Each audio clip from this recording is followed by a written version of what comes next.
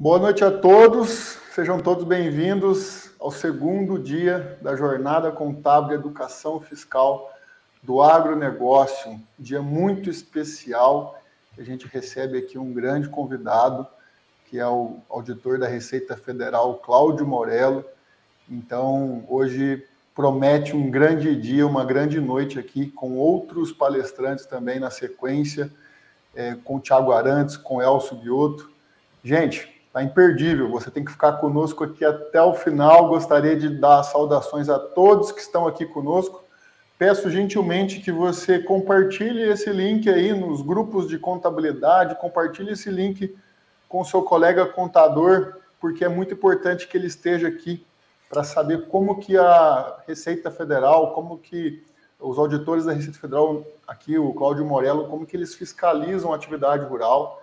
E é imprescindível que tenha o maior número de pessoas aqui para que essa informação chegue ao produtor rural, para que o produtor rural seja antecipado com as fiscalizações na área do agronegócio. Tá legal? Bom, gostaria de passar aqui, passar a palavra também para ela fazer a apresentação do Cláudio Morello, a Caroline Karsten e a Mari Moreira. Carol, por favor. Olá, pessoal, boa noite a todos. Sejam muito bem-vindos à nossa segunda noite da Jornada Contábil da Educação Fiscal no Agronegócio. Esse evento é promovido pela Farmiconte e pela Contabilista Play. Nós fizemos esse evento a muitas mãos e com muito carinho para entregar esse conteúdo a vocês. Então, aproveito a te convidar, você que não pôde assistir as lives de ontem, elas ainda estão disponíveis aqui no YouTube. Basta pesquisar Contabilista Play, acessar a barra do ao vivo e você vai conseguir ter acesso às 4 palestras de ontem, que também foram excepcionais. Então, assista enquanto dá tempo. Vou dar um alô para nossa amiga Mari Moreira, que vem aqui contribuindo conosco na mediação. Boa noite, Mari. Boa noite, pessoal. Boa noite, quem está assistindo a gente ao vivo. Olá, para quem não conseguia assistir a gente ao vivo também, né? Realmente eu tô digerindo ainda tudo que a gente aprendeu ontem, né? Foi realmente muito conteúdo, muita coisa legal. Hoje também a noite promete, né? A gente está aí com grandes nomes e temas super relevantes, muito interessantes. Para quem não me conhece, né? Eu sou contadora, mentora, palestrante, com especialização em contabilidade, direito e tributação do agro. Então, para mim está sendo uma honra estar participando aqui com vocês na mediação, né? E mais uma vez eu venho parabenizar pelo evento e agradecer. Então, vamos ao que interessa. Com muita honra, hoje recebemos mais uma vez o Cláudio Morello. O Cláudio ele já participou da nossa primeira jornada lá no mês de janeiro. Eu tenho certeza que muitos de vocês devem ter assistido. Cláudio Morello é auditor fiscal da Receita Federal em Passo Fundo, no Rio Grande do Sul. É bacharel em Ciências Contábeis pela UPF, especialista em auditoria, perícia e arbitragem pela UPF e membro da Academia de Ciências Contábeis do Estado do Rio Grande do Sul. Além de ser aqui um grande contribuinte com todo o seu conhecimento e experiência. É uma honra muito grande para nós da Farmiconte, da Contabilista Play, recebê-lo mais uma vez em um super evento. Então, para a gente não perder tempo, porque sabemos que o conteúdo é importante e é vasto e também que teremos muitas perguntas, você pode enviar nos comentários, ao final nós iremos selecionar algumas. Deixo a palavra com o senhor Cláudio Morello. Bom, boa noite, Gabriel, boa noite, Carolina, Mari, e a todos que nos assistem ao vivo ou depois, né? Uma das grandes vantagens da live é essa, que você pode ver isso mais tarde e absorvendo aos poucos, né? Então, uma das poucas coisas que a pandemia nos trouxe de bom, né? Uma proliferação desse tipo de atividade. Bom, eu gostaria inicialmente de parabenizar a iniciativa por promover essa jornada de educação fiscal, até porque a educação fiscal ela faz bem para todo mundo, né? Para o contribuinte principalmente e para o fisco também. É um jogo de ganha-ganha. Então, essas atividades de educação fiscal, elas são, na verdade, devem ser cada vez mais incentivadas e cada vez mais sendo possível realizá-las, ampliando para todas as instâncias, as matérias no direito tributário. Isso com certeza todo mundo ganha, né? Bom, mas vamos lá, como o tema é vasto e o conteúdo muito amplo, nós não vamos perder muito tempo, né? Eu montei aqui uma pequena apresentação para que a gente possa guiar nossa conversa, e até para não me esquecer de alguns detalhes. Vocês veem a apresentação?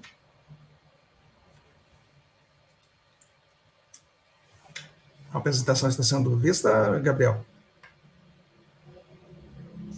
Tá ok, Morello. Ok. Show de bola. Então tá. Então, o objetivo hoje é a gente falar sobre a fiscalização da atividade rural feita pela Receita Federal. E um dos grandes exemplos de fiscalização que está sendo feito pela Receita Federal é a Operação Declara Grãos. Nós não vamos falar exatamente só da Operação Declara Grãos. Ela é um dos motivos de toda a explanação, mas abordando a Declara Grãos, a gente consegue abordar basicamente todos os aspectos de fiscalização dentro do agro com relação ao imposto de renda. Bom, inicialmente seria interessante nós enquadrarmos essa operação Declara Grãos e o sistema de fiscalização da Receita Federal com base no plano de fiscalização de 2023. Esse plano anual de fiscalização está contido no relatório de fiscalização que está disponível lá no site da Receita Federal. E alguns slides adiante tem um link onde vocês podem compartilhar, então também consultar esse plano de fiscalização. E eu recomendo que consultem esse plano de fiscalização. Naquele link você vai ter acesso aos planos desde o início da década passada, então é muito importante verificar a evolução da fiscalização, o que a Receita vem fazendo de fiscalização nos vários anos, quais os focos de fiscalização que se pretende trabalhar. É um plano de fiscalização justamente que dá uma transparência maior ao que é feito pela fiscalização. Bom, dentro desse plano de fiscalização, então, para 2023, um dos aspectos que se promove é a conformidade tributária. Então, a fiscalização, ela vem com um método tradicional, que é a fiscalização propriamente dita, quando o contribuinte já perde a espontaneidade, ele recebe um termo de intimação fiscal, um termo de início, e a partir daí ele perde a sua espontaneidade, ele não pode mais retificar suas declarações, cabe a ele somente fazer a apresentação dos elementos que a auditoria solicita, e ao final desse trabalho de fiscalização, normalmente resulta num auto de infração, que, segundo os últimos dados aí, em mais de 90% dos casos em que a fiscalização é aberta, se chega a um auto de infração. Então, o grau de acerto que a fiscalização tem é bastante grande. O momento que o contribuinte recebe uma intimação, é 90% de chance ou mais que ele tenha, ao final dessa fiscalização, um auto de infração. Mas, a partir agora, especialmente do calendário 2023, a Receita Federal também está priorizando a conformidade tributária, quer dizer, fazer com que o contribuinte esteja conforme com a legislação tributária e que não tenha a necessidade que se faça fiscalização, que ele não venha a ter esse tipo de fiscalização onde já perdeu essa espontaneidade. Então, dentro desse plano de fiscalização, no mote de promover a conformidade tributária, os principais objetivos que a Receita tem nele um deles é a orientação para o correto cumprimento das obrigações tributárias. Quer dizer, só se pode ter conformidade quando se sabe a quem se está sujeito, como se deve promover essa regularidade. Em momentos como esse, onde nós temos a possibilidade de divulgar, de passar as orientações, de explanar mais sobre a legislação tributária, são parte também dessa atividade de promover a conformidade tributária.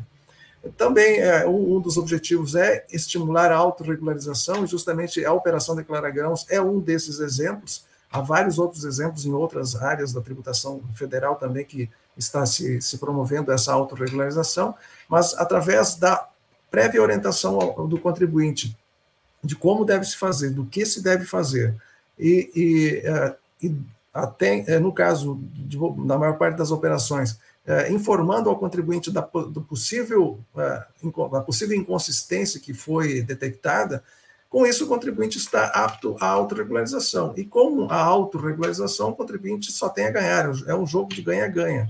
O contribuinte ganha e o fisco também, em função de toda a celeridade que se tem. Mas continua ainda aquele trabalho tradicional de fiscalização. Então, não é só mais conformidade tributária, não vai haver somente conformidade tributária. Para casos de fraudes e nos casos em que o contribuinte não tenha atendido a autorregularização, vai-se continuar com o método tradicional de fiscalização, que é através de uma intimação e a lavratura de um auto de infração. E aí, justamente, quais são esses benefícios da autorregularização, que é o que está dentro desses objetivos da conformidade tributária? Bom, o primeiro deles é a melhoria da qualidade da informação. E aqui a gente pode destacar, dentro da atividade rural, por exemplo, várias inconsistências que se verificam quando o contribuinte, quando se analisa uma declaração de imposto de renda ou um livro caixa digital. E erros exatamente que podem levar a falsos positivos. Por exemplo, aqueles 10% de fiscalizações que não deram certo, que não deram um auto de infração, podem ter sido, muitas vezes, ocasionados por uma qualidade de informação que não era tão adequada. O contribuinte, por exemplo, seja o contribuinte final ou então o fornecedor de insumo, por exemplo, não fez um preenchimento correto de uma nota fiscal, um NCM incorreto, um COFOP incorreto, que deu um falso positivo. No momento da fiscalização fazer a seleção dos contribuintes com indícios de infração, aquela informação de má qualidade gerou esse indício que, a partir daí, só se foi verificar que não era realmente uma infração no momento que houve a abertura da fiscalização. E aí perderam os dois, o fisco e também o contribuinte. Por quê? O fisco movimentou toda uma máquina que é dinheiro público, e por isso nós temos que ter justamente a melhor qualidade dessa aplicação desse dinheiro, movimentou toda uma máquina em cima de um trabalho que, no final das contas, não precisaria ter sido feito se tivesse tido uma informação correta, né? E o contribuinte também passou noites perdendo sono, teve que movimentar advogados, contadores, perdeu um tempo lá que ele podia ter trabalhado lá na atividade de fim, enfim, e para o final do período, que às vezes pode se alongar um ano ou mais para uma fiscalização, enquanto que ele poderia, tendo feito a informação correta, isso já não teria acontecido. Então, um dos grandes objetivos da autorregularização é justamente esse também, é promover uma melhoria nessa qualidade da informação. E isso dá muito mais segurança ao setor que está sendo trabalhado, ao fisco, no caso, o setor agropecuário, e ao fisco também, porque justamente o fisco só vai movimentar sua máquina de fiscalização quando se tiver realmente indícios fortes e corretos de que se tenha uma infração que deve ser fiscalizada. E o setor, muito mais tranquilo, quando não vai ser acionado em função de possíveis irregularidades que, na verdade, não existiriam, justamente pela falta da qualidade da informação, ou pela não orientação, a devida orientação em cima do tributo. E, além disso, outros benefícios que se pode mencionar também na autorregularização é a não aplicação das multas de ofício. Aqui é bom se deixar claro que a autorregularização não quer dizer que o contribuinte deixará de pagar o tributo.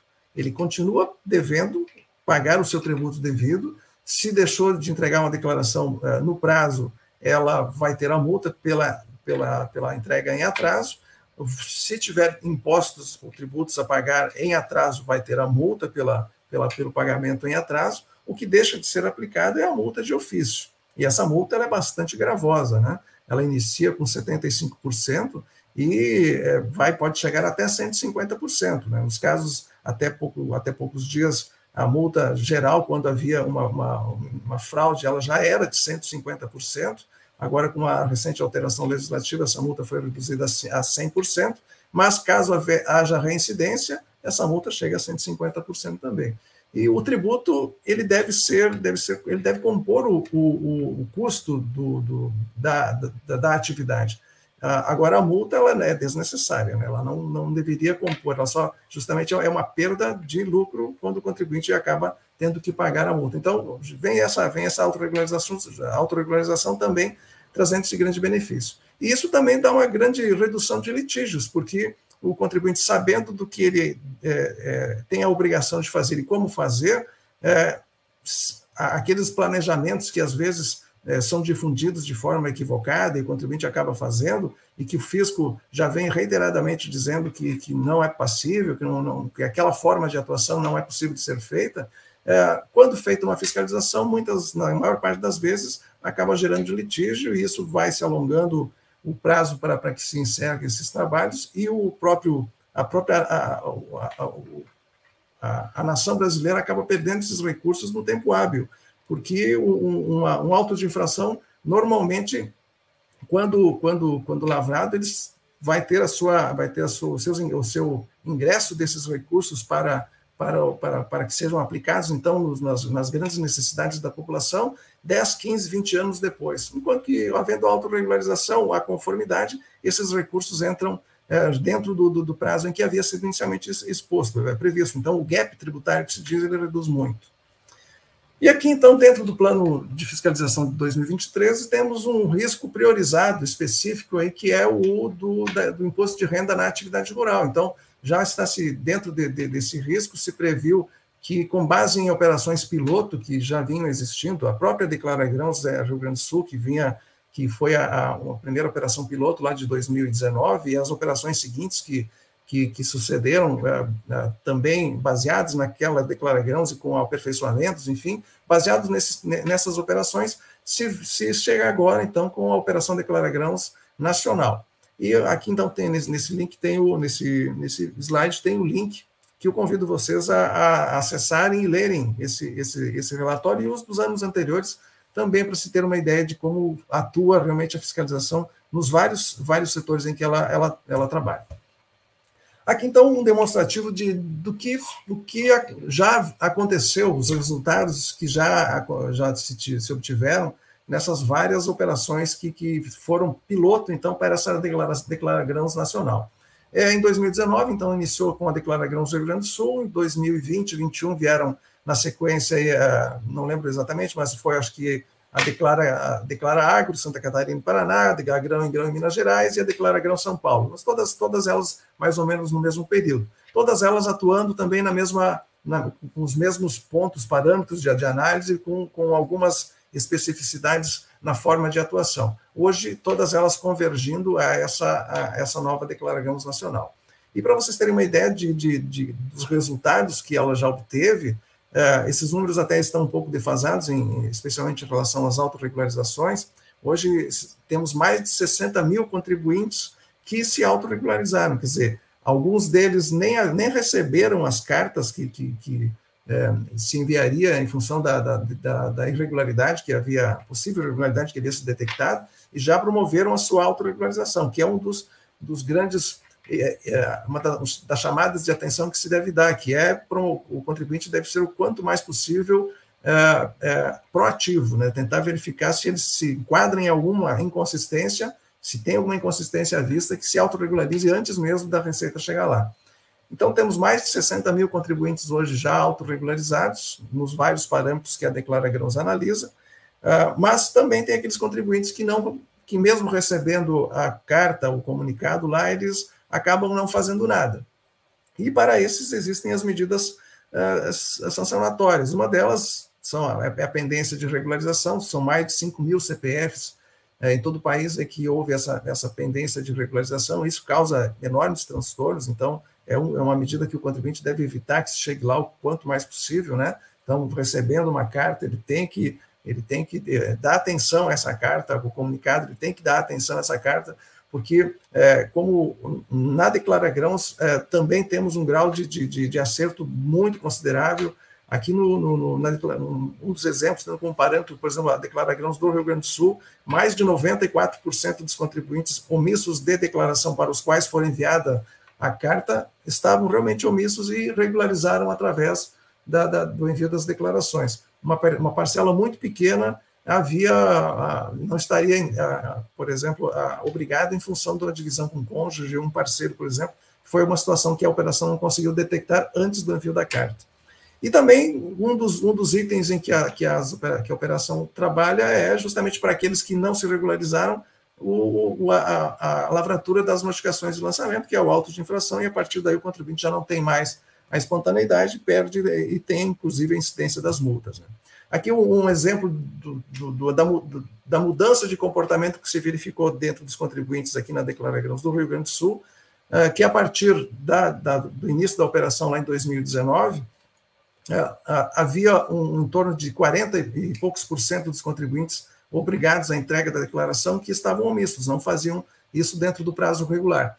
A partir do início da operação, houve um crescimento considerável de contribuintes que passaram a ser obrigados à entrega da declaração, muito possível em função do aumento do preço das commodities, então os 142 mil é facilmente atingido, mas pela mudança de comportamento, essa reta aí a curva dos contribuintes que estão omissos, ele não seguiu a tendência de crescimento elevado que tiveram os obrigados. E isso a gente observa nos demais estados também que vem executando essa operação. Então, essas ações de conformidade, a Declara Grãos, enfim, ela tem como premissas, então, essa ampla divulgação das ações, um exemplo é o que nós estamos fazendo hoje, a disponibilização de canais de orientação, essa é outra situação que está sendo desenvolvido já uma página específica dentro da página da Receita, lá um canalzinho lá onde vai se juntar toda a orientação em relação à atividade rural, para que também se possibilite melhor essa orientação da tributação. Como que funciona, então, essas operações de autorregularização, no caso específico da Declara Grãos? Os contribuintes são selecionados em vários parâmetros, que mais adiante eu vou comentar, e para esses contribuintes são enviadas cartas de autorregularização pelos Correios, onde se indica o tipo de irregularidade, ou possível irregularidade, inconsistência, que foi verificada, e orienta o contribuinte a que medidas que ele tem a tomar a partir daquela carta, do recebimento daquela carta. Como se verificou também que muitos contribuintes, a maior parte, no caso da atividade rural, reside na área rural, ou, no caso dos omissos, o que é pior ainda, fizeram o seu CPF há 10 anos atrás e nunca mais atualizaram o seu endereço. Então, tem muitos contribuintes que estavam com o endereço, por exemplo, no Rio Grande do Sul, e a partir do envio da carta se descobriu que eles estavam no Pará, por exemplo, né? As fronteiras agrícolas, elas vão se abrindo, né? Então, para que se minimizasse um pouco essa não entrega das cartas pelo correio, passou-se também a enviar esse mesmo conteúdo das cartas pela caixa postal do ECAC, lá no site da Receita Federal, onde o contribuinte com o GovBR ou com o certificado digital, ele pode consultar e verificar se existe um comunicado lá sobre a operação Declara Grãos. E aqui é importante que o contribuinte se atente, né? Essas cartas, elas estipulam um prazo inicial de 60 dias, onde o contribuinte tem que tomar as medidas, então, que estão ali dispostas, né, para que ele se autorregularize. Caso ele precise de um prazo a mais, ele entra em contato conosco e a gente verifica se há possibilidade ou não de fazer essa dilatação de prazo. Mas é importante que o contribuinte não coloque essa carta no bolso e esqueça disso, né? E 60 dias passa muito rápido também, porque nós estamos vendo casos de 5 anos atrás. Então, imagine você, um contribuinte que está com 5 declarações em atraso. Fazer 5 declarações, se fazer a declaração do ano, às vezes não é tão fácil pela dificuldade de juntar documentos, imagine juntar os documentos de 5 anos atrás. E um pouco pior, imagine o contribuinte com 4 anos em atraso no livro caixa digital. Para fazer em 60 dias, isso começa a ficar um pouco complicado. E por isso aqui também o alerta da proatividade. O contribuinte que verifica que estava obrigado à entrega da declaração, ele havia superado o limite que a legislação prevê como obrigatório para a entrega das declarações, seja em 1 ou mais anos, e não fez naqueles períodos, não espere a Receita Federal mandar a carta, faça essa autorregularização quanto antes. O livro caixa digital, muito mais ainda, que é um trabalho muito mais demorado. Se o contribuinte atingiu o limite, 7.200.000 em 2019, ou 4.800.000 a partir daí, enviou a declaração. Para quem ter enviado a declaração, obrigatoriamente ele deve ter feito o livro caixa, seja ele analógico ou seja digital. E para os que estão obrigados à entrega do livro caixa digital, ele deve estar na mão, já deve ter feito. Então, se não fez, tem que correr com o prazo. Então, justamente, não espere a carta chegar, se antecipe. Essa é uma das grandes dicas que se tem. E muito mais que isso, recebeu a carta, não enfie ela embaixo na gaveta de baixo ainda, porque a partir dali, passados os 60 dias, sem que o contribuinte tenha alguma manifestação, é aberta a fiscalização. A partir daí, o contribuinte já vai ter a aplicação de todas as sanções e multas, enfim. Aí perdeu a oportunidade, a grande oportunidade da autorregularização, sem aquele gravame das multas de ofício, que, como falei, podem chegar até 150%, caso se detecte uma reiteração de fraude. Então, com o grande objetivo dessas cartas é que o contribuinte retifique as declarações, informando os dados que estavam ausentes, como é o caso, por exemplo, dos arrendatários, quando tem que fazer a informação do pagamento aos arrendadores, ou então o próprio arrendador que vinha tributando o rendimento de arrendamento equivocadamente lá com uma declaração com o rendimento de atividade rural, ou nem vinha tributando. Então, é o momento de ele fazer a retificação da declaração. E para os casos dos contribuintes que estavam omissos de entrega da declaração ou omissos da entrega do livro caixa digital, é o momento de se fazer a apresentação dessas declarações. E gerando o imposto a pagar, o contribuinte, então, faz então o seu pagamento, o recolhimento desses tributos com a multa de atraso e as multas em função do atraso de entrega das declarações do livro caixa, ou então faz o parcelamento dele. Então, esse é o fluxo normal que se espera dentro das ações de conformidade. Agora, caso realmente não se chegue a essa autorregularização, o passo seguinte acaba sendo a abertura de fiscalizações. Como exemplo, já na tela anterior já foram abertas mais de 8.000 fiscalizações para os contribuintes que não se autorregularizaram, e aí vem a questão da aplicação das multas de ofício, e alguns casos de restrição cadastral, que também deu exemplo lá de mais de 5.000 contribuintes com essas restrições. Bom, aqui, então, falando mais especificamente da Declara Grãos, com os parâmetros que vêm sendo trabalhados no momento. Ela hoje trabalha basicamente 4 grandes parâmetros, onde são analisados a apresentação de declaração, livro caixa digital, e a correta tributação, tanto dos rendimentos, quanto a aplicação de algumas despesas que são utilizadas como dedutíveis lá da base de cálculo do resultado, então, da atividade rural. Bom, o primeiro parâmetro deles é a declaração, a ausência de declaração do imposto de renda ou a ausência do demonstrativo da atividade rural. Então, o contribuinte que está obrigado, quem é o contribuinte obrigado à entrega da declaração do imposto de renda, no caso da atividade rural? Basicamente, aquele contribuinte que tenha tido no ano anterior, no ano calendário a que a declaração se refere, tenha tido uma receita superior a pouco mais de R$142 mil. Esse número vem lá desde 2015, se não me engano, e agora para 2024, o exercício 2024 deve ter uma pequena alteração.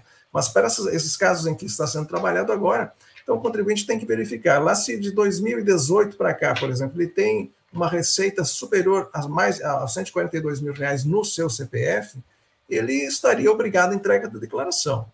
Aí ele vai verificar, eu entreguei a declaração ou não entreguei. Se não entregou, é o momento de ele fazer, então, o envio dessas declarações. Vai ter uma multa por atraso. Essa multa é uma multa mínima de R$ 165,74, e ela pode chegar até 20% do imposto devido que foi apurado nessa declaração. E esse 142 mil não é um número mágico, realmente, ele é um número em função de que o contribuinte na atividade rural ele tem 2 formas de se fazer a apuração do resultado da atividade. Uma delas é o confronto das receitas e despesas, e outra forma, que fica à escolha do contribuinte, é a aplicação de 20% sobre o total da receita. E 20% sobre os R$142 mil dá os R$28 mil que todos os contribuintes das demais atividades estão obrigados à entrega também da declaração. Então, isso também traz uma isonomia para todos os contribuintes nessa obrigatoriedade da entrega da declaração. E esses 142 mil, então, eles devem ser verificados por CPF explorador da operação, da atividade rural. Então, num caso em que se tenha, por exemplo, uma parceria, cada parceiro vai ter que dividir o total dessa receita da parceria, o quanto couber a cada parceiro em função do percentual que foi estipulado lá no contrato. Se a parcela que coube ao contribuinte superar os 142 mil, ele está obrigado a entrega da declaração. Se, por exemplo, um parceiro tem na parcela dele lá 100 mil reais de receita, e é a única receita que ele tem, não tem outra atividade desempenhada, e outro parceiro tem 200 mil, referente à sua parcela naquela parceria, um deles vai estar obrigado, aquele de 200 mil, enquanto que o outro não está obrigado à entrega da declaração. A mesma situação ocorre quando a exploração da atividade rural é feita num imóvel comum ao casal. Nesses casos, é possível que a receita seja dividida meio a meio, 50%, e é 50%, não existe um outro percentual, é 50% para os dois cônjuges. Então, é possível que um cônjuge declare 100% dos rendimentos, ou é possível que o outro faça 100%, ou então tem a possibilidade de se fazer divisão de 50% para cada um. A única diferença que poderia haver aí seria no caso da união estável, onde existe um contrato de união estável, onde se tem uma previsão já com a diferença percentual diferente, então, desses 50%. Mas, se não, a regra geral é imóvel comum ao casal, 50% para cada cônjuge. E aí se verifica se superou ou não esse limite dos 142 mil reais. E aqui é interessante, então, que esse é um dos parâmetros analisados. E o outro parâmetro analisado dentro desse tipo de inconsistência é o contribuinte que tem nota fiscal eletrônica de venda, uma contranota emitida lá pelo adquirente de produtos rurais, ou mesmo o próprio contribuinte, quando emite a nota fiscal eletrônica. Nós temos inúmeros casos em que o contribuinte mesmo emitiu as notas fiscais eletrônicas, superou os 142 mil reais, mas não enviou a declaração no tempo devido. Mas existem outras situações em que os contribuintes têm a nota fiscal de venda, seja emitida lá por terceiros, na aquisição, ou ele mesmo emitindo, ele envia a declaração do imposto de renda, mas não preenche o anexo da atividade rural, quer dizer, ele não informa as receitas no anexo da atividade rural. Essa também é uma análise que está sendo feita. Então, mais adiante a gente vai comentar também sobre esse demonstrativo da atividade rural. Bom, um outro parâmetro analisado é em relação à aquisição de veículos, e aqui vale o alerta para todas as despesas que são utilizadas como dedutíveis na base de cálculo do imposto de renda. O caso específico dos veículos, ele tem uma particularidade em função do veículo, mas se o contribuinte está com dúvida se aquela despesa pode ou não ser deduzida como uma despesa que reduza a base de cálculo do resultado da atividade rural, ele deve se fazer duas perguntas básicas. Essa despesa, ela é necessária à percepção desses rendimentos da atividade rural? Bom, se ela é necessária, então, primeiro passo, ela pode ser deduzida como uma despesa, utilizada como uma despesa da atividade rural. Mas, além dela ser necessária, ela está relacionada com a natureza da atividade rural? Se sim, essa despesa pode, então, ser utilizada como uma despesa da atividade rural. E no caso específico dos veículos, o contribuinte tem que verificar ainda outros parâmetros aí. Um deles, que a legislação prevê lá, que este veículo deve ser de carga ou então ser um utilitário rural. E esse veículo deve ser utilizado exclusivamente na atividade rural. Então, nós temos verificado alguns veículos que não têm muitas características de utilização na atividade rural, como várias SUVs, BMW, enfim, Volvo. São veículos que não têm características que são inerentes à atividade rural, eles não têm essa necessidade, não se enquadram nas primeiras características, muito menos quanto carga e utilitário, né? Ou então aeronaves executivas, por exemplo, que a própria lei já afasta essa possibilidade. Então, esse também é um dos parâmetros que vem sendo analisado. Um outro parâmetro que se analisa é em relação aos arrendamentos. Então, há uma grande divergência em relação a essa tributação, porque há uma confusão grande onde os contribuintes que arrendam os imóveis, o proprietário, o arrendador, né, o proprietário do imóvel, ele, sendo um arrendador, ele não corre o risco da atividade. E não correndo o risco da atividade, ele passa, então, a não poder tributar aquilo como uma receita da atividade rural. A atividade rural, ela tem benefícios que são inerentes àquela atividade. E quem explora a atividade rural é o arrendatário, é o produtor rural que está trabalhando no imóvel, e não o arrendador, o proprietário do imóvel. Então, esse outro parâmetro que vem sendo utilizado na Declara Grãos é justamente verificar essa correta tributação dos rendimentos de arrendamento, né? O contribuinte que recebe o arrendamento, ele deve tributar isso se o arrendatário é uma pessoa física, ele deve tributar no momento do recebimento, como carnê-leão, ele mesmo apurando o valor e fazendo o recolhimento, isso também dando uma isonomia com os demais rendimentos onde existe um recolhimento na fonte. E caso o arrendatário seja uma pessoa jurídica, cabe então ao arrendatário fazer essa retenção na fonte.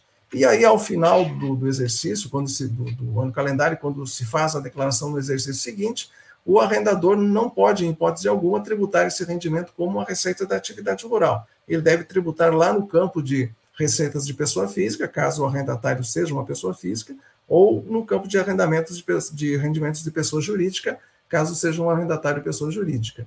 Aqui é importante também que se frise assim, o arrendador não deve preencher o anexo da atividade rural. Se verifica muitas situações em que o contribuinte, além de, muitas vezes ele não tributa o rendimento do arrendamento com atividade rural, mas preenche o anexo sem as receitas e despesas.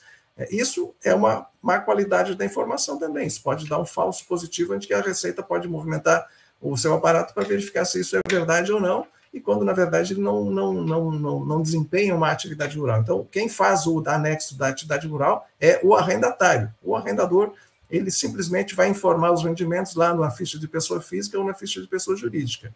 E quando é rendimento recebido de pessoa física, ele informa na ficha de pessoa física, sem informar o CPF de quem é o arrendatário, né? Se for pessoa, há um equívoco também, que também vai ao encontro dessa má qualidade da informação, que muitos contribuintes informam esses rendimentos erroneamente na ficha de pessoa jurídica, para que então ele possa informar o CPF do arrendatário, mas está equivocado esse procedimento que o contribuinte faz. E, de outro lado, cabe ao arrendatário também informar lá na ficha de pagamentos e doações, de pagamentos efetuados agora, o valor o valor do arrendamento que foi pago, indicando para quem é o arrendador que está recebendo. Não basta o contribuinte arrendatário informar esse pagamento lá no livro caixa digital, inclusive no livro caixa ou no livro caixa analógico. No livro caixa digital, lá na ficha, no registro 045, ele informa a contraparte 2, lá onde ele diz que existe um arrendatário. Ele deve fazer isso, um arrendador. Ele deve fazer isso, dizendo que o arrendador tem 0% de participação naquela exploração, deve informar lá também, lá no registro 100, Q100, o pagamento feito ao arrendador, e aqui é importante também, uma das grandes inconsistências que se verifica é o contribuinte o contribuinte arrendatário, informando lá no Q100 o CPF dele como o beneficiário desse arrendamento. Está equivocado, ele tem que informar o CPF do arrendador que está registrado lá no registro 045, né? E também, além dessa informação no livro caixa, ele deve fazer essa informação lá dentro da ficha de pagamentos efetuados. Bom, o livro caixa digital, a gente já vamos discorrer um pouco mais para frente aqui. Só fazendo um fechamento em relação à questão das receitas, o que compõe aqueles R$142 mil que obrigam o contribuinte à entrega da declaração e que são receitas que devem compor, então, o livro caixa digital e o demonstrativo da atividade rural, são as receitas inerentes à própria atividade rural, aquelas receitas da exploração da atividade rural feita pelo contribuinte, pelo explorador da atividade rural. O que não deve, em hipótese alguma, integrar essas receitas são a comercialização de produtos rurais de terceiros. Por exemplo, quando o contribuinte recebe soja, um exemplo, como pagamento de arrendamento. Lá o arrendador recebe a soja em pagamento de arrendamento. Não é uma produção que ele fez arrendador. E por não ter sido uma produção do fruto do seu trabalho, ela não é uma receita da atividade rural. Não integraria de forma alguma essa receita. E pode, às vezes, o proprietário rural ter um imóvel em que ele propriamente explora a atividade, e aí a receita vai ser própria da atividade rural, mas ter um imóvel dele mesmo que ele arrenda para terceiro. O recebimento daquele arrendamento não vai compor essa receita da atividade rural. Da mesma forma, o contribuinte que por exemplo, compra gado de terceiros, faz aquela invernia rápida e depois vende. Não cumpre alguns requisitos, ele está comercializando produtos de terceiros que não se enquadrariam como receita da atividade rural. receitas, então, de aluguel, arrendamento, tanto dos imóveis quanto das máquinas e prestação de serviços. Aqui também é importante, é muito comum muitos contribuintes prestarem serviços com as suas máquinas, por exemplo, da prestação de serviços de plantio, pulverização, colheita, e cobram lá, por exemplo, uma colheita, 10% do valor colhido é a remuneração da pessoa que vai fazer essa colheita. E ele também é um produtor rural, recebe isso em produto. O produto é depositado diretamente na sua conta lá na cooperativa. Não é uma receita da atividade rural dele. Ele não explorou, ele não realizou essa atividade rural para que se produzisse esse bem. Ele está recebendo em pagamento de um serviço prestado. E aí, se ele recebe de uma pessoa física, isso entra lá no carnê-leão. Se ele recebe de uma pessoa jurídica, entra no recebimento de pessoa jurídica, mas nunca como uma receita da atividade rural, né? E também receitas de turismo rural não entram como receitas da atividade rural. Isso aqui é importante chamar a atenção, porque como ocorre lá na zona rural, na propriedade rural, pode-se gerar essa confusão de que seria uma receita da atividade rural. Já comentei aqui sobre essa questão do arrendamento da parceria, então é importante que o contribuinte tenha atenção nessa questão da diferenciação do risco, quem corre o risco, e aqui é importante que, para que se tenha parceria, os dois parceiros, o proprietário e o explorador, têm que correr riscos, os riscos inerentes à atividade rural. E não se pode escolher o risco que se quer correr.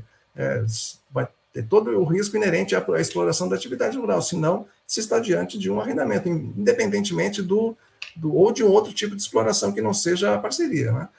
O contribuinte, independente do nome que ele dê ao contrato de arrenda de exploração que está sendo feito, tem que se verificar o que realmente está acontecendo.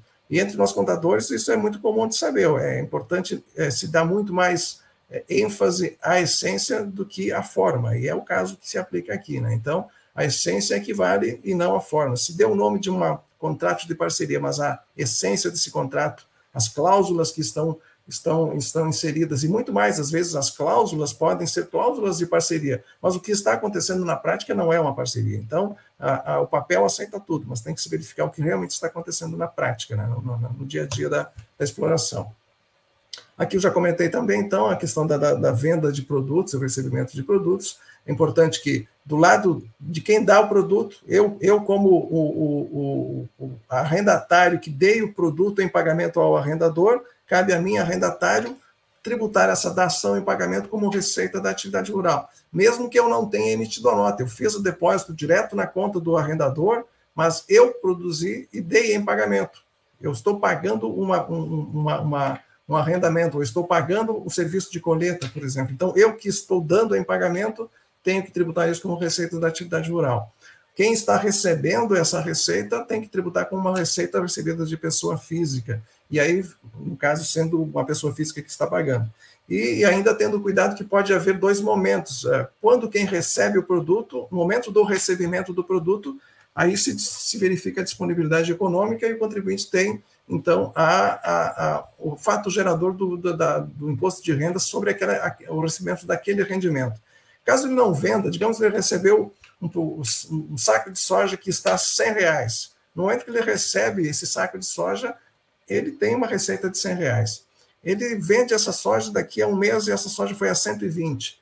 Houve um ganho de capital sobre esse bem que ele recebeu, então ele vai ter uma tributação de ganho de capital sobre essa diferença, sobre esses 20. É importante que o contribuinte verifique essa ocorrência dessas situações quando há esse pagamento e recebimento em produtos, né?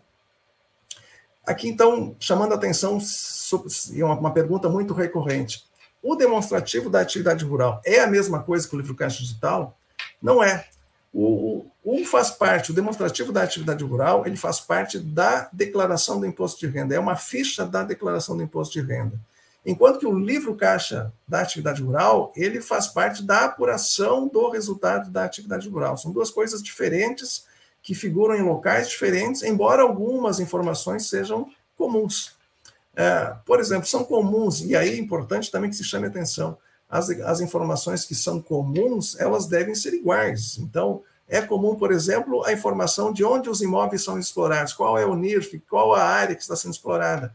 Isso tem um registro lá no livro caixa digital, por exemplo, ou no livro caixa analógico, onde o contribuinte tem que fazer essa informação, e também tem um quadro específico lá no demonstrativo da atividade rural, e essas informações devem ser iguais.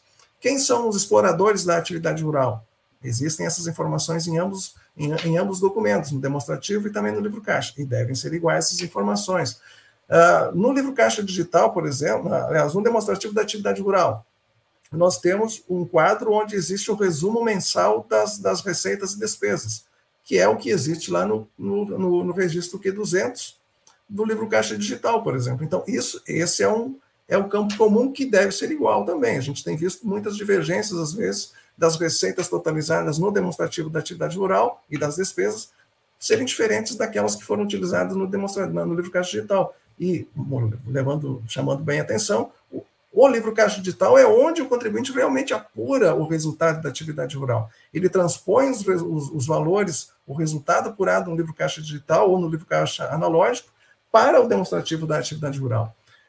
Outra informação comum que existe é qual é a forma que foi utilizada para a apuração do resultado tributável. Se resultado, receitas menos despesas, ou se o presumido, 20% da receita. E aqui é importante, então, porque se houver alguma alteração, uma retificação da declaração do imposto de renda dentro do demonstrativo, que tenha um reflexo no livro caixa digital, o livro caixa digital também deve ser alterado. Se houve a alteração do livro caixa digital, deve ser feita a retificação também da declaração do imposto de renda. As duas coisas devem ser espelho, embora não sejam enviadas junto com no mesmo momento, elas têm o mesmo prazo de envio, embora em plataformas diferentes. Então, e além disso, tem situações em que existe no demonstrativo, mas não existe no livro caixa digital. Por exemplo, no demonstrativo tem os bens e direitos, as dívidas vinculadas e a movimentação do rebanho, coisa que não existe lá no livro caixa ou no livro caixa digital. Questão do livro caixa digital, todo contribuinte que tem receita superior a R$56 mil é obrigado a entrega do livro caixa. Se a receita dele for superior a R$4.800.000, esse livro caixa deve ser digital, enviado através do Sistema Coleta Nacional, no mesmo prazo da entrega da declaração do imposto de renda, e todos os demais contribuintes então, estão obrigados à entrega, à feitura do livro caixa analógico e podendo fazer como facultativo o livro caixa digital. Mas e se não fizer o livro caixa digital, ou não fizer o livro caixa, o que acontece? Aí o contribuinte pode ter algumas implicações que podem dar alguns problemas. O caso de não fazer o livro caixa digital ou não apresentar o livro caixa analógico para fiscalização quando ele for intimado, ele pode ter o resultado da atividade tributado, arbitrado em 20%. Então, o contribuinte que, no exemplo, possa ter, por exemplo, 10 milhões de receita e 9 milhões de despesa, no confronto receitas e despesas, ele teria um lucro tributável de 1 milhão. Agora, se ele não apresentou o livro caixa digital ou não apresenta o livro caixa quando intimado, aquela despesa é desconsiderada, ele vai acabar tendo um arbitramento de 20% sobre a sua receita. E é importante também que no livro caixa digital ou no livro caixa analógico é onde o contribuinte vai também fazer a comprovação de que ocorreu um prejuízo, se houve o prejuízo. E para que ele possa aproveitar futuramente esses prejuízos, ele tem que manter esse livro caixa em boa conservação, ou ter enviado o livro caixa digital, informando a existência, a apuração desses prejuízos. E é importante também que muitos contribuintes fazem o livro caixa e só elencam as receitas porque sabem que vão optar pelos 20% da receita bruta. Mas isso tem uma implicação muito gravosa, porque só dá respaldo à variação patrimonial total do contribuinte os 20% da receita bruta, a tributável que foi nesse caso. Agora, caso ele tenha feito a apuração do livro caixa, vamos botar um exemplo, 1 milhão de receita, 700 mil de despesa, ele tem um resultado da atividade de 300 mil, mas ele tem a opção de tributar 20% da receita, então ele certamente vai tributar 200 mil, mas ele tem essa margem de 100 mil por ter tido o livro caixa escriturado, que ele pode ter respaldo à sua variação patrimonial. Então, é importantíssimo que ele faça essa correta escrituração do livro caixa, enlaicando todas as suas despesas também. A legislação não permite, ela não exonera o contribuinte dessa obrigação. E, por fim, aqui, alguns chamados, então, algumas atenções que o contribuinte deve ter em todas essas questões de fiscalização, como já falei no início, é atender às intimações, comunicados, as cartas, os avisos, não põe no bolso, não põe na gaveta de baixo, dê atenção a elas, dê resposta, faça as alegações, se for o caso, mas não deixe de responder ou de se autorregularizar. Outra coisa muito importante é manter o endereço atualizado. O contribuinte tem essa obrigação prevista lá numa IN específica lá, que a partir de 30 dias, se não me engano, a partir da movimentação que ele tem a alteração de endereço, até 30 dias ele tem que fazer essa atualização, sob pena de talvez a Receita não poder encontrar naquele endereço que ele havia indicado anteriormente. Não é muito comum, mas é interessante também que o contribuinte faça uma consulta periódica lá na caixa postal do ECAC, verificando se existe algum comunicado, e mais importante de tudo isso, estar em conformidade, é ser proativo, né? Buscar verificar se ele está se adequando a todas as previsões da legislação para evitar transtornos futuros, né? E que não tenha dissabores em ter um auto de infração lavrado posteriormente. Né? Bom, basicamente, eu acho que era isso inicialmente que eu teria para apresentar. E não sei se tem algum questionamento, algo para se discorrer, se temos tempo. Temos alguns questionamentos aqui, Morello. Se der tempo, você conseguir dar um apoio para a turma aí. Parabéns, Morello. Muito boa apresentação. Gostei bastante. E acredito que o pessoal aí também gostou. Está deixando um monte de perguntas aqui, mas vamos selecionar algumas que não foram abordadas aqui, como que a resposta tenha sido apresentada, né, já pelo Morello na sua apresentação. E essa daqui veio, Morello. Olha só, dá uma olhada aí na Elisete Carniel. Boa noite. Como comprovar a parceria no caso em que não possuía contrato entre as partes? Exemplo, pai e filho cooperavam juntos. Assim, o contrato, embora o Estatuto da Terra preveja a possibilidade do contrato verbal, ele não se aplica a terceiros. O contrato verbal se aplica às partes que estão convencionadas. Então, a Receita é um terceiro e ela necessita de um contrato, inclusive, para se dizer o quanto cabe a cada parceiro esse percentual, né?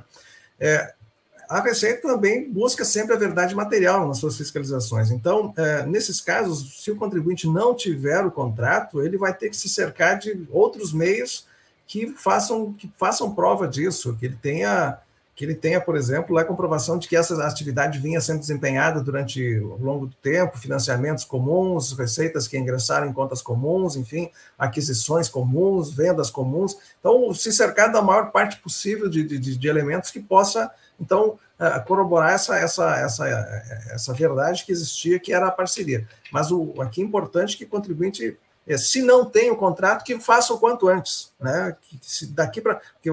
O que essa operação ela faz? Ela está trazendo o retrovisor para se olhar 5 anos para trás e se ajustar aquilo, mas está dando um farol para frente também, para que se não tenha mais esse problema que se tem aqui. Não. Se o problema já existe, que não se perpetue, né? Então, o caso das parcerias, é importante, o arrendamento, o contribuinte tem que ter o contrato preferencialmente registrado ou com uma prova que ele tenha sido lavrado naquele momento, uma verbação, um reconhecimento de firma, por exemplo, mas é importante que ele tenha tudo isso, e mais importante ainda, não ter só aquela juntada de documentos, sistematizar isso, né? Dar uma rascunhada, fazer uma historieta, que se diz aí, porque daqui a um ano tu não lembra mais o que aconteceu. Então é bom ter isso bem documentado. Aproveitando aqui o gancho, uma pergunta minha, viu, Morello? Já que está falando de contrato, da última vez a gente falou sobre o contrato assinado com certificado digital. Mas agora tem aquela modalidade do gov.br com assinatura digital. Aquilo ali, né, é uma assinatura válida perante até a lei, né? Então, entende-se que é válida também? Sim, exato. É uma prova que só conseguiu assinar a quem teve acesso àquela chave, né? E aí dá a prova também da data do momento da assinatura. É a modernização que se traz em todos os contratos. Ótimo. E aqui tem mais uma pergunta de contrato de parceria que eu vou colocar aqui, ó. No caso de parceria PJ, dona da terra, IPF, a PJ pode entrar apenas com a terra e tendo direito apenas aos frutos da parceria, determinado em percentual? Bom, existem muitas decisões já no CARF que apontam para visões divergentes. Algumas decisões apontam que não é permitido isso, e que para se ter a parceria, os dois parceiros, os vários parceiros, todos devem, além de ingressar com a terra, também com com todos os outros insumos. Há outras decisões que não, que dizem que o contribuinte entrando com os 20% aliás, com o imóvel rural, ele já entraria com o seu risco. Então, há diversas interpretações. O que é importante que se tenha aqui é que o contribuinte, seja parceiro PJ, seja parceiro PF, tem que assumir riscos. Então, o que deve ser, para ser parceria, tem que ser uma assunção de riscos, e aí o que se deve se ter como divisão, como repartição na parceria, são os frutos dessa exploração, e frutos entendidos como resultado, né? Não se divide algo, senão se vai dividir só o produto, alguém vai ficar com prejuízo, né? O explorador normalmente vai ficar com prejuízo. Então, o importante é que o contribuinte tenha isso em mente, o contrato bem feito e a verificação dessa assunção de riscos, né? Então, se for com o ingresso da terra ou não se tem, mas sempre tendo bastante em mente que existem muitas soluções ainda, decisões divergentes nessa linha. Perfeito. Colocando mais uma aqui, eu gostaria muito que você falasse sobre veículos, né? Se der tempo de um minutinho, uma palhinha aí, né? E da última vez você falou bastante sobre veículo, Morello, eu adorei aquela parte dos veículos.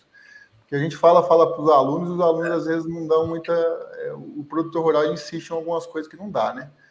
E aí o pessoal da Garden City aqui falou, um veículo usado para transporte de trabalhadores ao local de serviço, antigamente Kombi, hoje Iveco, o equivalente, pode ser lançado como despesa? Olha aí, ele é necessário a percepção dos rendimentos, quer dizer, ele é necessário porque ele é bom ele tem que se levar os funcionários com segurança e tal, ele é relacionado à atividade rural, ele é relacionado à atividade, é um veículo de carga ou é um utilitário rural, é utilizado exclusivamente na atividade rural?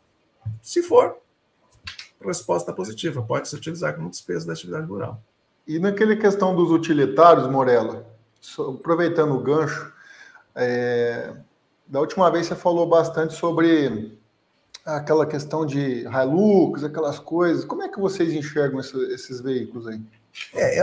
O importante é se verificar isso se esse veículo tem enquadramento previsto lá no Código de Trânsito, né, se ele é carga ou se ele é um utilitário rural, e essa utilização sendo exclusiva na atividade rural. Então, uma picape, ela se enquadra em todos esses requisitos, e se ela tem utilização na atividade rural, ela é passível de ser deduzida. Uma SUV já não se enquadra, tem que fazer uma interpretação muito forçada para se enquadrar como carga ou como utilitário rural. E já na utilização, ela mais forçada ainda, ela ter sido utilizada, porque eu, por exemplo, não vejo como plausível alguém ter uma BMW com um saco de adubo dentro, ou com uma Volvo com um porco no banco de trás. Assim, tudo bem, cada um faz o que quiser com o carro dele, mas eu acho pouco provável que isso aconteça. E aí o pessoal vem descobrir, uma outra pergunta, aproveitando bastante, eu tenho ouvido bastante questionamentos nesse sentido. Mas e como que a Receita vai descobrir isso? Como é que ela fiscaliza isso? Né? Aí eu faço um outro contraponto. Há necessidade de fiscalização disso? Não há necessidade de fiscalização. O contribuinte sabe que não pode utilizar, então não precisa ser fiscalizado. A Receita tem seus meios, ela vai conseguir fazer essa identificação e essa comprovação.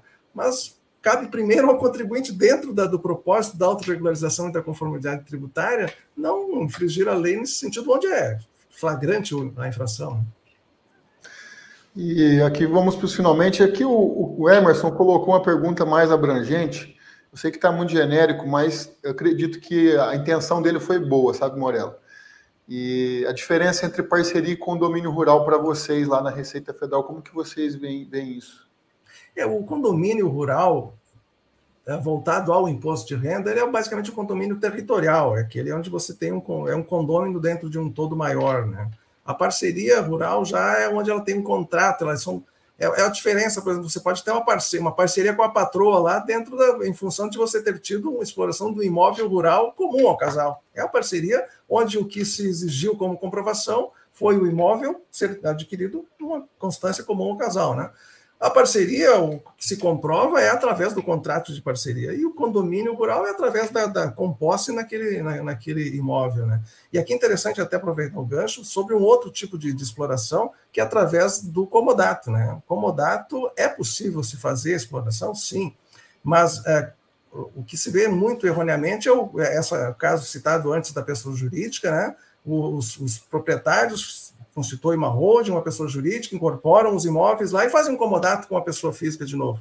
Pode, mas vai pagar arrendamento para a pessoa jurídica, porque a legislação não prevê essa possibilidade de um comodato sem ter esse ônus do arrendamento presumido, né? Então, tem que ter esse cuidado no comodato, um grande cuidado quanto a essa, principalmente na questão de constituição de holdings e pessoas jurídicas, que é uma coisa que está bastante em voga, né? Interessante esse do comodato. Ontem a gente comentou a respeito disso do comodato com o professor Pedro. E assim, inicialmente eu também tinha essa visão, sabe, Morello, de comodato entre PJ e PF é um risco ali a ser calculado, o risco que a Receita Federal, como vocês estão vendo, pessoal, a Receita Federal vê dessa forma. Só que aí, por uma interpretação do professor Pedro, ele falou assim, olha, tem que ver isso daqui, porque não é possível fazer analogia da legislação tributária quando se fala de IPTU para DITR. Aí o professor já deu foi mais a fundo.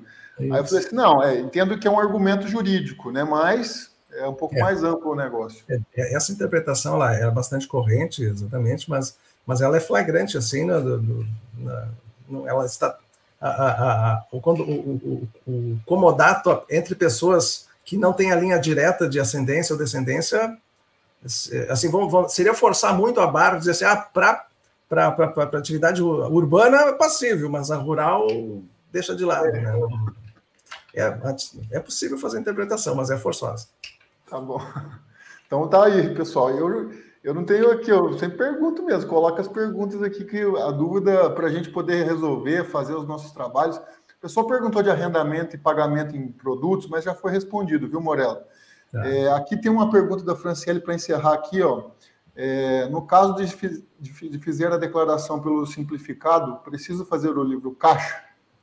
Como diria um velho amigo meu, na cocita, outra cocita, outra cocita. São duas coisas diferentes, coisas bem diferentes.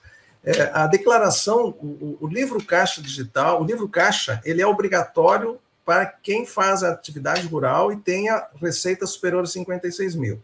No livro caixa, onde ele vai apurar o resultado da atividade rural. Se ele tiver receita até 4.800.000, ele deve ser analógico. Se ele for superior, deve ser o digital. Do que ele apurar como receita, como resultado no livro caixa, ele vai transpor isso para dentro da declaração lá no demonstrativo da atividade rural, que aquele resultado, somado aos demais rendimentos que ele venha a ter, ele pode chegar à conclusão que ele pode, então, tributar com uma declaração simplificada ou com uma declaração atendendo ao que era a antiga completa, que era com base nas deduções legais. E o que tem também interessante, que até alguns anos atrás, quem utilizava o demonstrativo lá, ele tinha que obrigatoriamente fazer a declaração no modelo completo. Isso já não é mais obrigatório. Mas uma coisa é uma coisa, outra coisa é outra coisa. Então, é importante até aproveitar essa oportunidade para dizer o seguinte, exatamente como acontece lá no livro Caixa Digital, onde o contribuinte que opera, que resolve fazer a apuração do resultado pelos 20% da receita, ele não está desobrigado a preencher as despesas. Ele não está desobrigado. Ele tem a obrigatoriedade de fazer isso também. Da mesma forma, quando ele faz a declaração do imposto de renda e opta pelo simplificado, ele não está desobrigado de preencher o pagamento feito às pessoas físicas, o pagamento ao INSS, enfim, todos os campos na declaração devem ser preenchidos. Uma coisa é preencher a declaração e a outra coisa é optar pela forma de tributação. São duas coisas diferentes. Até porque é uma prova que houve atividade rural, né, Morello? Porque só colocar a receita ali, nesses pagamentos de arrendamento, pode gerar um risco para a pessoa. Eu queria só aproveitar, se nós tivermos um minuto, em relação à guarda dos documentos. É muito importante que o contribuinte guarde os documentos e não só por 5 ou 6 anos. Se ele tiver prejuízo, esses documentos devem ser guardados até 5 anos depois da utilização do prejuízo. Então, se ele teve um prejuízo lá em 2015, por exemplo, que vai ser utilizado até em 2025, ele tem que guardar esse livro caixa e toda a documentação desses que gerou aquele prejuízo lá em 2015 até 2031, 5 ou 6 anos depois da utilização da última verba do prejuízo, né? Então é importante que ele mantenha... Essa questão do prejuízo, se me permite mais um minuto aí. O pessoal ontem fez essa pergunta, mas enfim, se porventura tiver prejuízo lá no resultado, depois mudar para o simplificado, depois voltar para o resultado, se eu mudar para o simplificado e deixar escriturado lá no passado como lucro real da vida, né? Eu posso aproveitar aquele prejuízo? Uma condição de obrigatoriedade, são duas condições de obrigatoriedade para ele poder aproveitar prejuízo. Uma delas é apresentar a declaração de imposto de renda com o demonstrativo da atividade rural, informando o prejuízo que existiu. E a outra é fazer o livro caixa. E, para isso, ele só vai poder, mas isso ele só vai poder utilizar quando ele fizer a declaração pelo resultado, né? Receita menos despesas. A opção pelo presumido faz com que ele perca todo o saldo de prejuízo, tem previsão legal para isso, ele perde todo o saldo de prejuízo. Então tem que se fazer, ele não é obrigado a utilizar o prejuízo. Ele pode ter tido lucro e resolveu tributar, deu abaixo dos 20%, ele tributa 100% e não, o lucro que ele teve sem fazer a compensação do prejuízo. Ele é permitido fazer isso, não é obrigado. Agora, no momento que ele fizer a utilização do presumido, ele perdeu o saldo do prejuízo acumulado. Isso tem que ser muito bem analisado. Uma vez feito isso, ele perdeu, aí não tem mais. Ótimo, Morello. Patrick perguntando aqui se vai disponibilizar esse material para a gente enviar para a turma aí. Sim, daqui a pouquinho eu já mando para vocês. Então tá bom. Morello, Caroline, primeiramente, antes de passar a palavra final para a Caroline ali, para fazer os agradecimentos, Morello, muito obrigado mesmo pela participação. Engrandeceu muito o nosso evento aqui. Parabéns à Receita Federal, assessoria de imprensa da Receita Federal, que tem parceria com a gente aqui para poder divulgar a educação fiscal. Isso é muito importante para os contadores, para toda a classe do agronegócio, todo mundo que trabalha com agronegócio tem informações suficientes para poder trabalhar. E a gente quer fazer as coisas certas. E com mais informações a gente consegue ter conhecimento e não trabalhar no escuro, né? Que a gente odeia fazer isso, trabalhar com uma incerteza, uma insegurança. É permitido então, Morello, sabendo do erro, né? Pois é, com certeza. Morello, muito obrigado mesmo. Eu passo a palavra final à Caroline aí para ela fazer as considerações finais. Muito obrigada mais uma vez, Morello, por essa parceria.